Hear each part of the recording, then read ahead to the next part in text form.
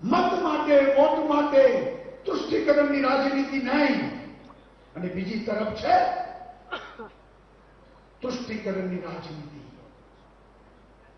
મુસલમાનોના મત માટે આ દેશનું હિત હોય કે ન હોય, અને એના માટે જે કરવું પડે એ કરો, ગમે તેમ મત લાવો, દેશનું જે થવું એ થાય.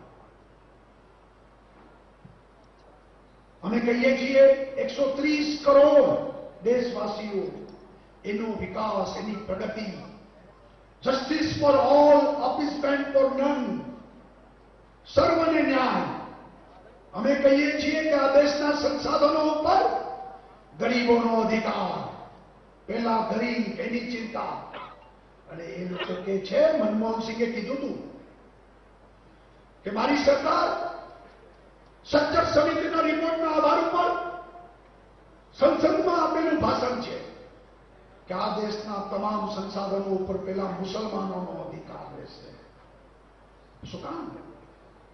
અરે મોહમ્મદભાઈ ગરીબ હોય તો ચોક્કસ આપો, મોહનભાઈ ગરીબ હોય તો એને મળવું જોઈએ, માઇકલભાઈ ગરીબ હોય તો એને મળવું જોઈએ, અને કોઈ ગરીબ મનમોહનસિંહ હોય તો એને મળવું જોઈએ. હિન્દુ, મુસ્લિમ, શીખ, ઈસાઈ બધાનો સરખો અધિકાર. કોમ જાત જાતના ભેદભાવ અને તોફાનો કરાવીને માત્ર સત્તાલક્ષી વાત કરવી, વોટ બેંકની વાત કરવી, મતના મશીન તરીકે જોવા, આ ધંધો આજ દિવસ સુધી કોંગ્રેસે કર્યો છે. આ વખતની ચૂંટણી એક તરફ રાજકીય સ્થિરતા છે, બીજી તરફ રાજકીય અસ્થિરતા છે.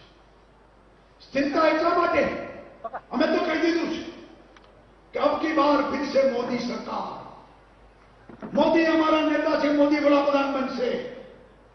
દુનિયા આખાને મોદીનું નેતૃત્વ પસંદ છે, મોદીને નેતા માને છે. આ ગઠબંધન મિલાવટ તમે તમારા નેતા જાહેર કરો, કોણ વડાપ્રધાન બનાવવા માંગો છો? બધાઈને થવું છે, લાલુ નહીં થવું છે. ગાયના ઘાસમાંથી પૈસા ખાધા છે, જેલમાં છે, જામીન ઉપર છે, એને વડાપ્રધાન થવું છે. માયાવતી હાથી ઉપર પૈસાના કોથળા લઈ લઈને ઘરે લઈ ગયા, એને વડાપ્રધાન થવું છે. મુલાયમ બાબા આ ઉંમરે એને ઈચ્છા છે કે મારે વડાપ્રધાન થવું છે. રાહુલ બાબા પણ ઉડાળા મારે છે. નક્કી કરીને આપો ને ભાઈ, કોને તમે બનાવવા માંગો છો, પણ બધાને વડાપ્રધાન બનવું છે. અહીંયા સર્વસ્વીકૃત એક નેતૃત્વ છે, એટલે સ્થિરતા છે. 5 વર્ષ નરેન્દ્રભાઈ સ્થિરતાથી આ દેશની પ્રગતિ, વિકાસ કર્યો. જ્યાં સ્થિરતા હોય છે ત્યાં પ્રગતિ અને વિકાસ હોય છે, જ્યાં અસ્થિરતા હોય ત્યાં અરાજકતા હોય છે, ત્યાં વિકાસ અને પ્રગતિ શક્ય નથી.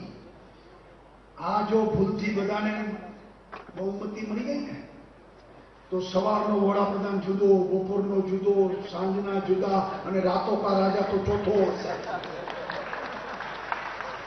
કારણ કે બધાને ખાવું છે, કોઈ કોઈને બેસવા નહીં દે, એકબીજાના ટાંટિયા દેડકાની જેમ ખેંચવાના છે. અને આ દેશ અસ્થિરતામાં, અરાજકતામાં પાછો ફેંકાઈ જવાનો છે. આ વખતની ચૂંટણી એક તરફ ત્રાસવાદીઓનો સફાયો કરનારા લોકો છે, અને બીજી તરફ ત્રાસવાદીઓને બિરયાની ખવડાવનારા લોકો, ત્રાસવાદીઓની ચિંતા કરનારા, પનારા આપનારા લોકો છે. કોંગ્રેસના લોકો એર સ્ટ્રાઇક અને સર્જિકલ સ્ટ્રાઇક્સ એના પુરાવા માંગવા નીકળ્યા છે. મારે કોંગ્રેસના લોકોને પૂછવું છે, અમારી વાત છોડો. 10 વર્ષ મનમોહનસિંહ વડાપ્રધાન હતા, સોનિયા ગાંધીના ઇશારે તમારી સરકાર ચાલતી હતી, અનેક હુમલા 10 વર્ષમાં થયા.